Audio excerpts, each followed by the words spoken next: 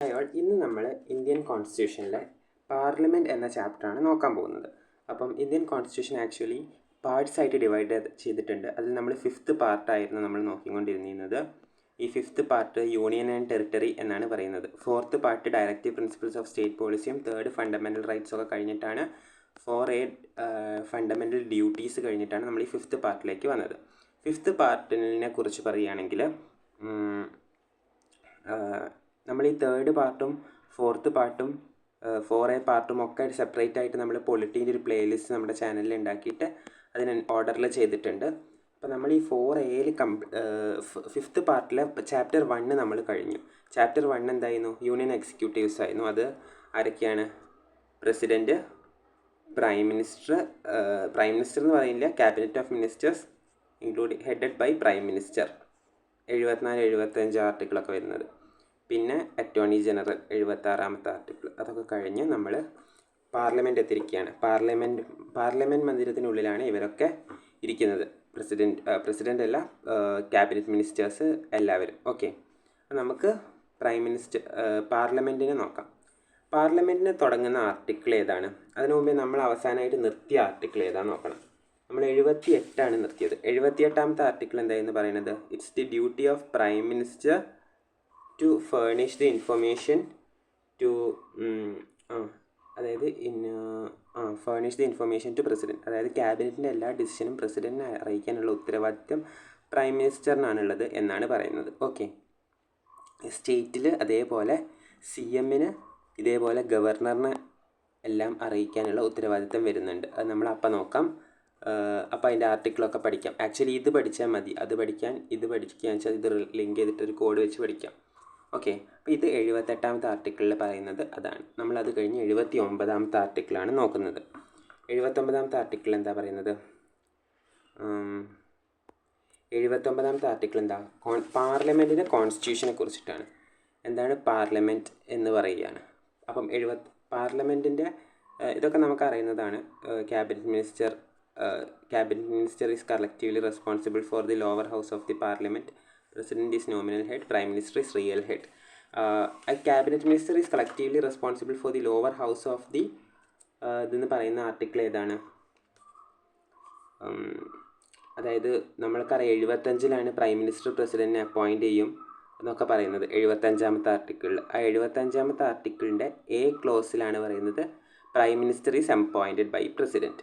B ക്ലോസിൽ, C ക്ലോസിൽ, D clause, അങ്ങനെ 4 ക്ലോസ് ഉണ്ട്. നമ്മൾ ആപ്പിൾ പ്രോ എന്നായിരുന്നു പഠിച്ചിരുന്നത്. Apple PRO.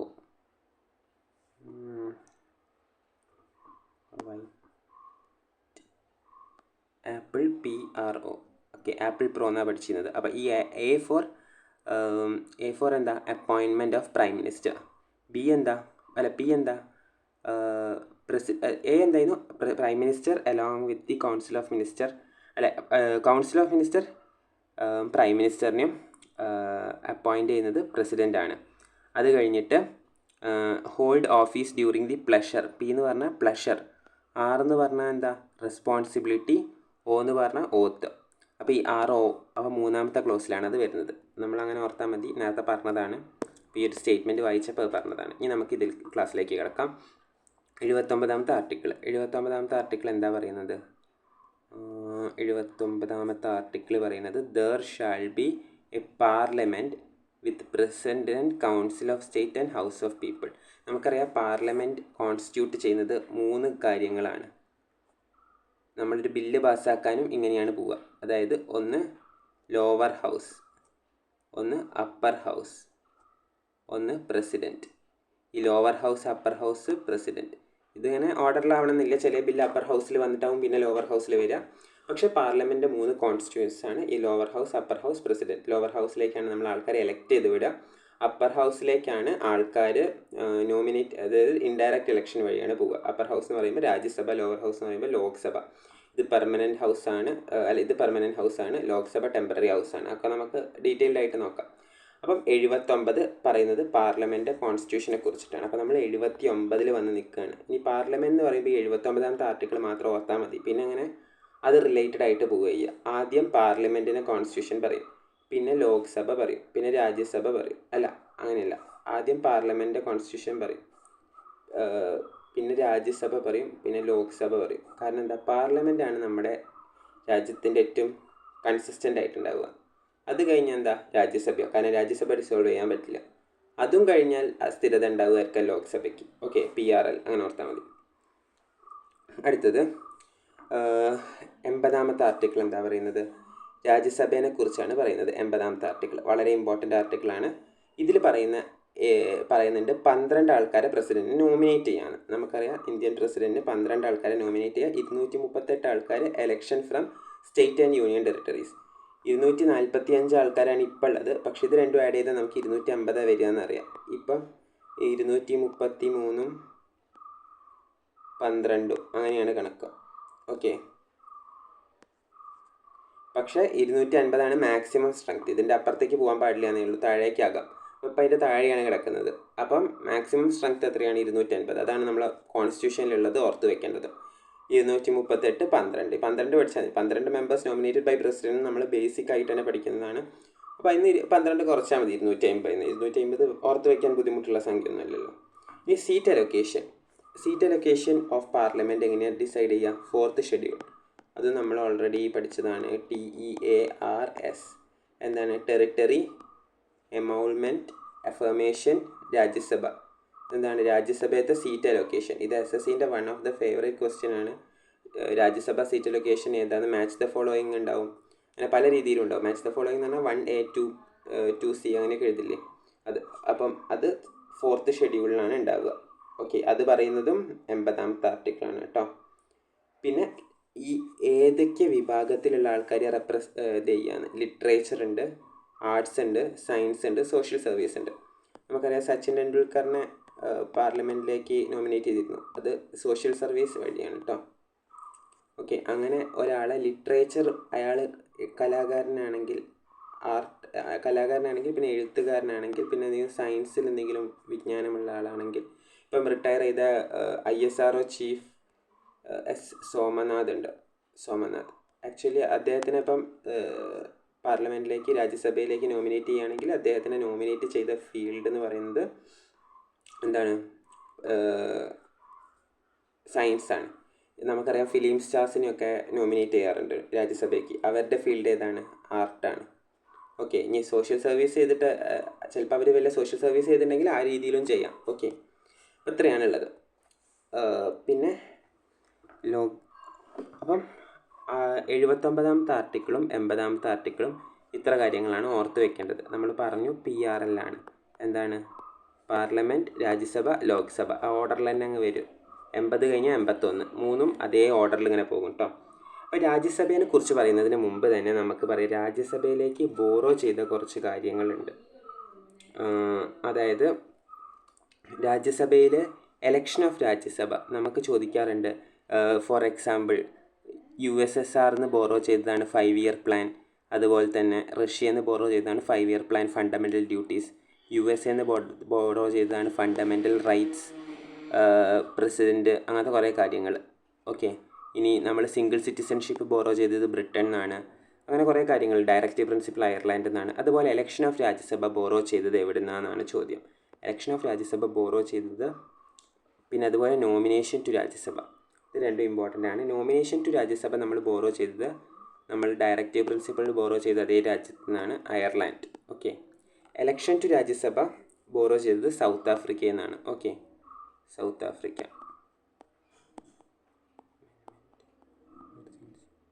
അമെൻമെൻറ്റും നമ്മൾ ബോറോ ചെയ്തത് സൗത്ത് ആഫ്രിക്കയിൽ നിന്നാണ്. Constitution amendment article 368. ഓക്കെ, അത് നമ്മൾ ഫർദറായിട്ട് പഠിക്കും.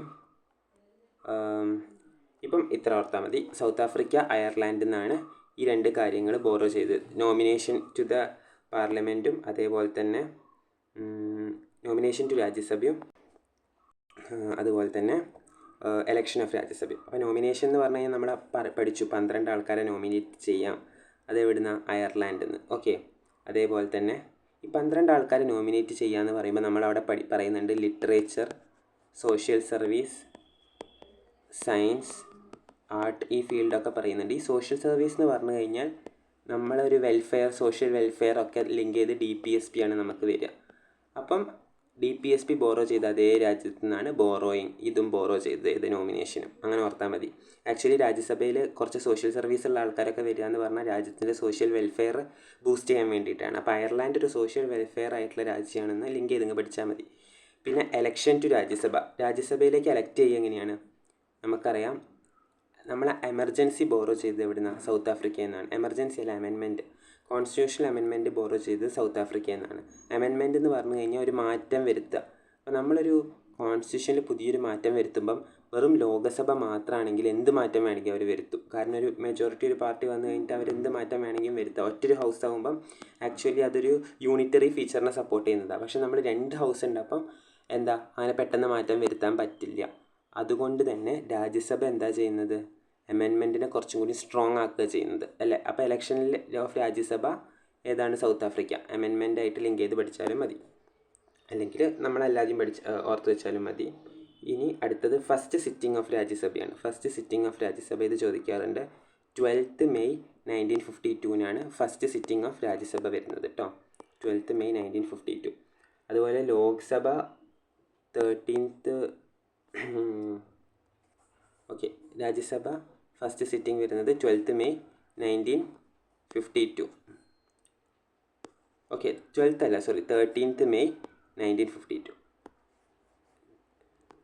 13th May 1952. നമ്മൾ സ്വാതന്ത്ര്യം കിട്ടിയത് 1947 ഇന്ത്യൻ കോൺസ്റ്റിറ്റ്യൂഷൻ രൂപീകരിച്ചത് 1950 നിലവിൽ വന്നത് 1952 ഫസ്റ്റ് രാജ്യസഭ സിറ്റിംഗ്. ഇത് ഇമ്പോർട്ടൻ്റ് ആണ്, ക്വസ്റ്റ്യൻ ചോദിക്കാറുണ്ട്.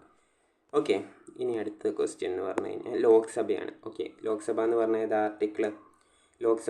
ആർട്ടിക്കിൾ ഇവരൊക്കെ സീറ്റഡ് എവിടെയാണ്? ലോക്സഭയാണ്.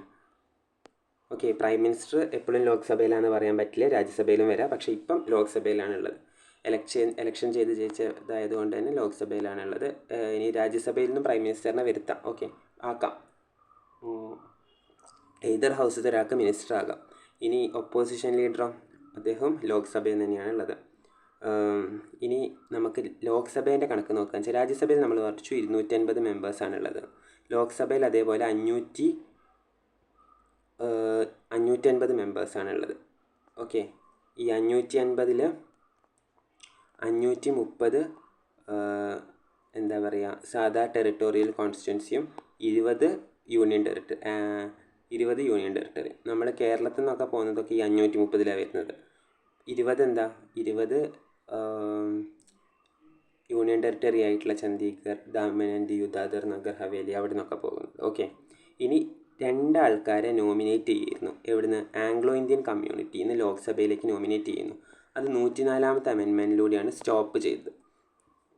ഓക്കെ, 104th അമെൻമെൻറ്റിലൂടെയാണ് സ്റ്റോപ്പ് ചെയ്തത്. ആംഗ്ലോ ഇന്ത്യൻ കമ്മ്യൂണിറ്റിയിൽ 2 ആൾക്കാരെ നോമിനേറ്റ് ചെയ്യാം ലോക്സഭയിലേക്ക് എന്നുള്ള സാധനം. ഇനി അടുത്തത് എന്താ? ആർട്ടിക്കിൾ നമ്മൾ 79 പഠിച്ചു, 80 പഠിച്ചു, 81 പഠിച്ചു. 82 ആണ് റീഅഡ്ജസ്റ്റ്മെൻറ്റ്. അതായത് ഓരോരോ സെൻസസ് കഴിഞ്ഞാലും അതിനനുസരിച്ച് സീറ്റിന് മാറ്റം വരും. ചിലയിടത്ത് പോപ്പുലേഷൻ കുറയും, ചിലയിടത്ത് പോപ്പുലേഷൻ കൂടും.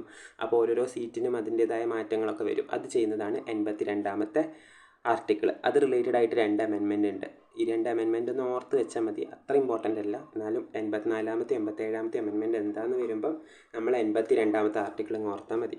ഇനി 83 എന്താണ്? ഡ്യൂറേഷനാണ്. Duration of the either house. 2 ഹൗസിൻ്റെയും ഡ്യൂറേഷൻ. അതിൽ എന്താ പറയുന്നത്?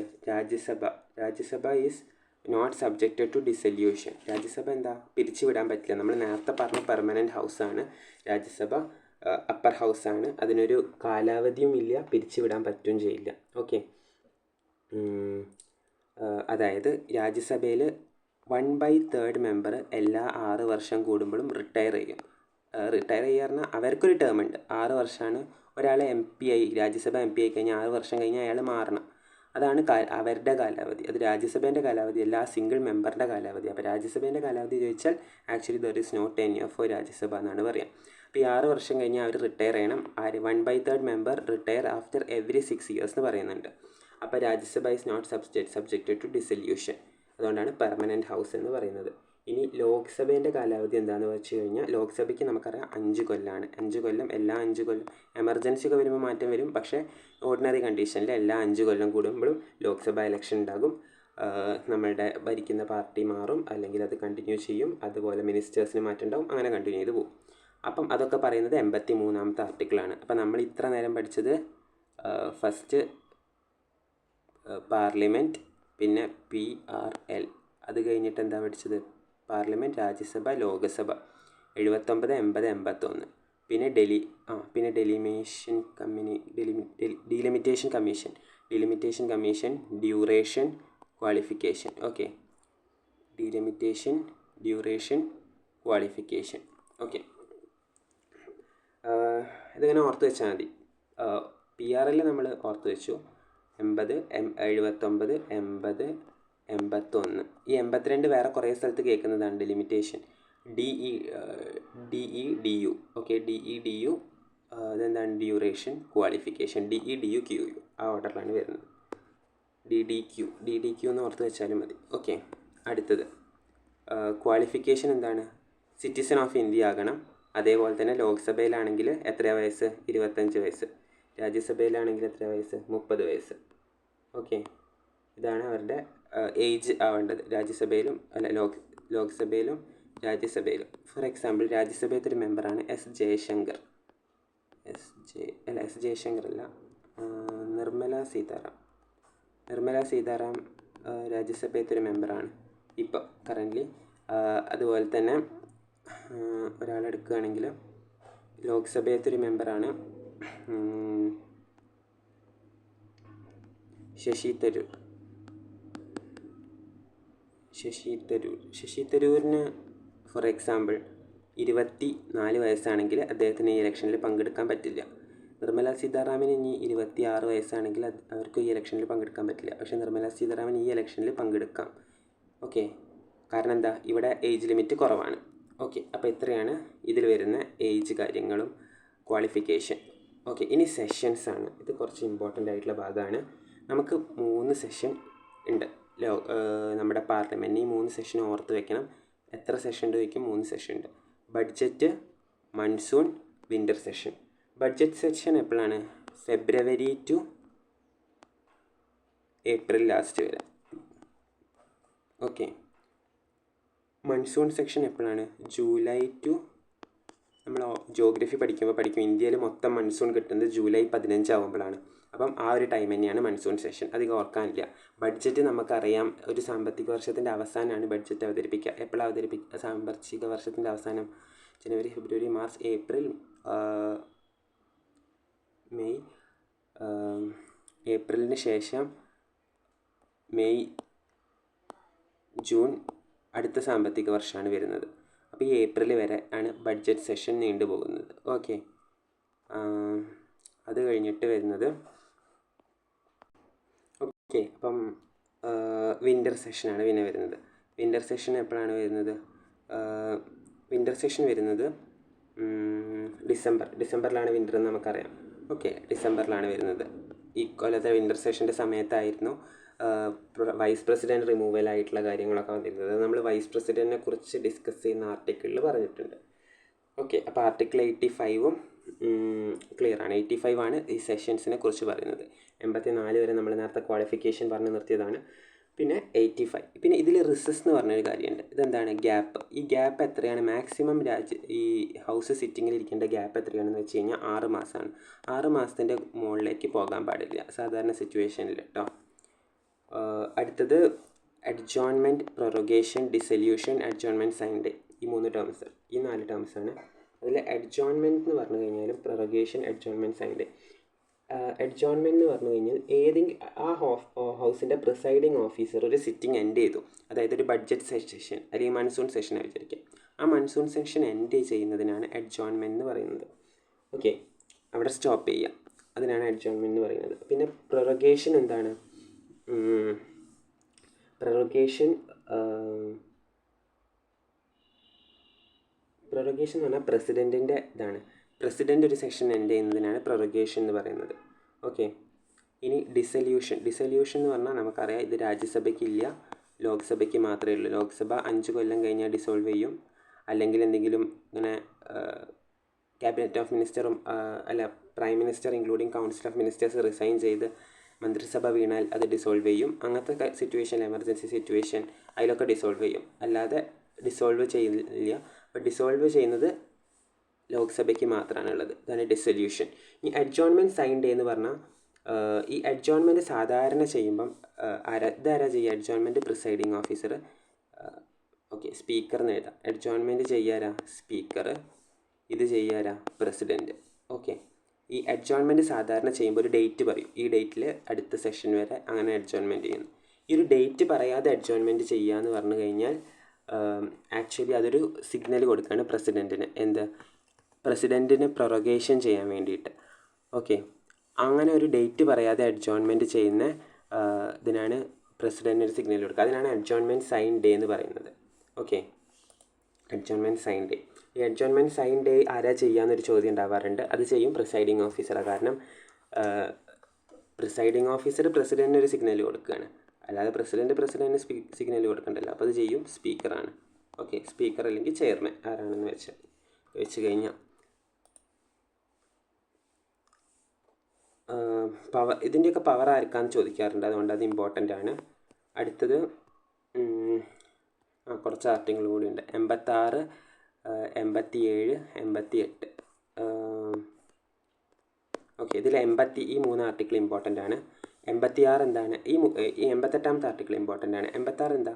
86 പ്രസിഡൻറ്റിന് ഹൗസിലുള്ള റൈറ്റുകളിനെ കുറിച്ച് പറയുന്നതാണ്. പ്രസിഡൻറ്റിന് ബില്ല് ഇതായിട്ടും ഒക്കെ റൈറ്റ് ഉണ്ടാവില്ലേ? ഓക്കെ. ബില്ല് ഇതാക്കാൻ പറയുന്നതും അങ്ങനെ പ്രസിഡൻറ്റ് ഹൗസിലുള്ള റൈറ്റ്. പിന്നെ പറയുന്നത് എന്താ? സ്പെഷ്യൽ അഡ്രസ് ബൈ പ്രസിഡൻറ്റ് ഈ ഹൗസിനെ സ്പെഷ്യൽ അഡ്രസ്സ് ചെയ്യും. എപ്പോഴൊക്കെയാണ്? ഒരു വർഷത്തിൻ്റെ പുതിയ തുടക്കത്തിൽ ആദ്യം ഒരു സ്പെഷ്യൽ അഡ്രസ്സ് ഉണ്ടാവും. പിന്നെ എല്ലാ ജനറൽ ഇലക്ഷൻ കഴിഞ്ഞ് പുതിയൊരു മന്ത്രിസഭ രൂപീകരിച്ച് കഴിഞ്ഞാലും ഒരു ജനറൽ അഡ്രസ്സ് ഉണ്ടാവും, ഒരു പ്രസംഗം പോലെ. ഓക്കെ. അത് പറയുന്നത് 87 കേട്ടോ. 88 എന്താ? Every minister and attorney general has the right to speak and take part in either houses of the parliament. Okay. Lok Sabha, Rajya Sabha. ഈ മിനിസ്റ്റർ ഇപ്പം നമ്മൾ നേരത്തെ പറഞ്ഞ മിനിസ്റ്ററായിട്ടുള്ള പ്രൈം മിനിസ്റ്ററിനെ എടുക്കാം. നമ്മുടെ പ്രൈം മിനിസ്റ്ററിന് ലോക്സഭയിലാണ് ഇരിക്കുന്നത്. പക്ഷേ രാജ്യസഭയിൽ പോയിട്ടിരിക്കാം, സംസാരിക്കാം, അവിടെ ടേക്ക് പാർട്ട് ചെയ്യാം. ഇനി അറ്റോർണി ജനറലിനോ അങ്ങനെ ഉണ്ട്. അറ്റോർണി ജനറൽ 2 ഹൗസിലത്തെ ആളല്ല. പക്ഷേ അറ്റോർണി ജനറലിന് 2 ഹൗസിൽ ഇതേപോലെ പോയിരുന്ന് സംസാരിക്കാനുള്ള അധികാരം ഉണ്ട്. ഓക്കെ. അതാണ് 88 പറയുന്നത്. നമ്മൾ ഈ അറ്റോർണി ജനറലിൻ്റെ കാര്യം പറയുമ്പം നമ്മൾ ഇന്നാൾ അറ്റോർണി ജനറൽ പഠിച്ചപ്പം അറ്റോർണി ജനറലിന് ഇത് കൊടുക്കുന്ന റൈറ്റ് ഏതാണെന്ന് പഠിച്ചിട്ടുണ്ട്. അത് ഏതായിരുന്നു? ആർട്ടിക്കിൾ 76 ആണ് അറ്റോർണി ജനറൽ എന്ന് നമുക്കറിയാം. ആർട്ടിക്കിൾ 76ൽ 3 കാര്യങ്ങളാണ് നമ്മൾ പഠിക്കുന്നത്. ജസ്റ്റ് ഒന്ന് റിവൈസ് ചെയ്ത് നോക്കാം. ആർട്ടിക്കിൾ 76ൽ 3 കാര്യങ്ങളാണ്, ABC 4 ക്ലോസ് ആണുള്ളത്. ഒന്ന് അപ്പോയിൻമെൻറ്റ് ഫസ്റ്റ് പോലെ തന്നെ. പിന്നെ അഡ്വൈസ്, പിന്നെന്താ? ഓഡിയൻസ്, പിന്നെ pleasure. Okay. Appointment, advice, audience, pleasure. Okay. Appointment, advice, audience, pleasure. അപ്പോൾ ഏതാ? 1, 2, 3. മൂന്നാമത്തെ ക്ലോസ് ആണ് പറയുന്നത് audience in attorney general audience in all കോർട്ടാണ് പറയുന്നത് കേട്ടോ. അത് audience in all court. Okay. ഇത് ഇമ്പോർട്ടൻ്റ് ആണ്. ഓക്കെ. ഇപ്പം നമ്മൾ പഠിച്ചത് എന്തായിരുന്നു? ഏതാ ആർട്ടിക്കിൾ? 88. ഈ 88ൽ എന്താ പറയുന്നത്? അറ്റോർണി ജനറലിന്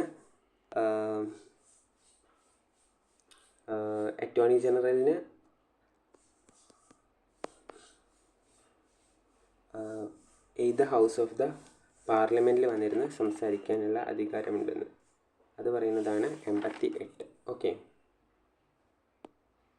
അപ്പം ഇന്ന് നമ്മൾ ഡിസ്കസ് ചെയ്ത കാര്യങ്ങൾ എത്രയൊക്കെയാണ്?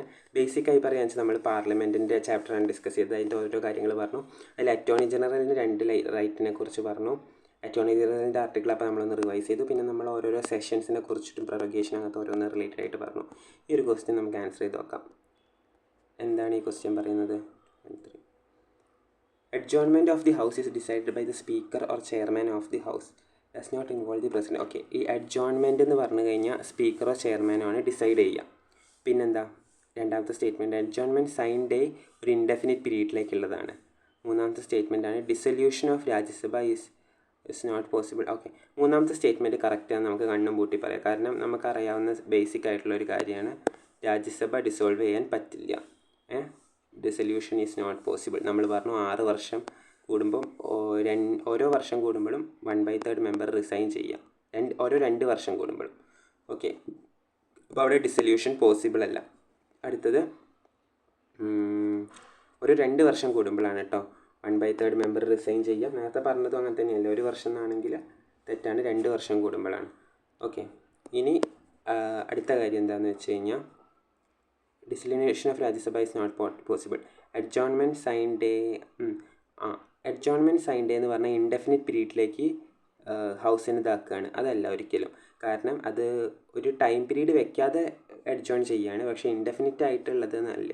പിന്നെ റീകൺവീൻഡ് ബൈ ദ പ്രസിഡൻറ്റ്, ഇവിടെ അതാണ് റോങ്. കാരണം പ്രസിഡൻറ്റ് മാത്രമേ തിരിച്ചിതാക്കാൻ പറ്റുള്ളൂ എന്നില്ല. ഒരു ഡേറ്റ് പറയാണ്ട് അത് പിരിച്ചു വിടുകയാണ്, പിന്നെ എപ്പോൾ വേണമെങ്കിലും അത് തിരിച്ച് കൊണ്ടുവരാം. Okay, adjournment of the house by the speaker or the chairman president. Okay, adjournment പ്രസിഡൻറ്റിനെ ഇൻവോൾവ് ഇല്ല എന്നുള്ളത് കറക്റ്റാണ്, പ്രസിഡൻറ്റ് ഇല്ല. അപ്പം 1 and 3 ആണ് കറക്റ്റ്. അഡ്ജോൺമെൻറ്റ് നമ്മൾ പഠിച്ചു, പ്രൊറോഗേഷൻ പഠിച്ചു.